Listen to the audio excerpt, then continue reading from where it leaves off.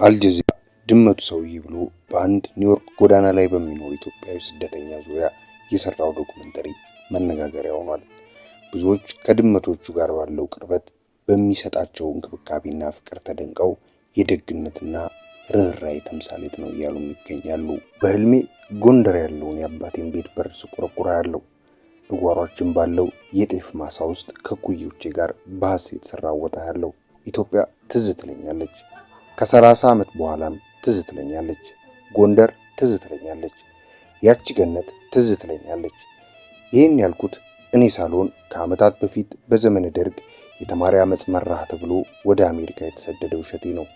በኒውዮርክ ጎዳና ላይ የምንዱባን ኑሮውን ከድመቶቹ ጋር እየገፋ ያለው እሸቴ የአልጀዚራ ጋዜጠኛዋ ከስንት ዓመት በፊት ድመቶቹን እንዳገኛቸው ስትጠይቀው ሐዘንና ትካዜ በተጫነው ድምፅ ከ12 ዓመት በፊት በድባቴ ውስጥ እያለ ወደሱ እንደመጡ ይናገራል። መጀመሪያ የመጣችውም ድመት ሪኮ እንደነበረች፣ የተቀሩትም የእሷ ልጆች እንደሆኑ ይናገራል።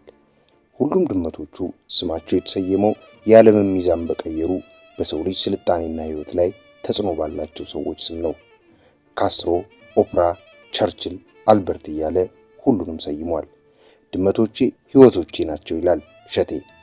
ሐዘኔንና የሀገሬን ትዝታ ባርሞ መወጣው ከነሱ ጋር ነው። እሸቴ አንዳንዴ ከፍሎ የሚያድርበት አፓርትመንት ቢኖርም ድመቶቹን የመንደሩ ሰው ይጎዳብኛል ብሎ እየሰጋ ረጅም ጊዜ ብርድ ላይ ከድመቶቹ ጋር ያሳልፋል። ይባስ ብሎም አንዳንዴ ድመቶቼን ጎዱብኝ በሚል ከጎረቤቶቹና ከጓደኞቹ ጋር ሳይቀር ይጋጫል።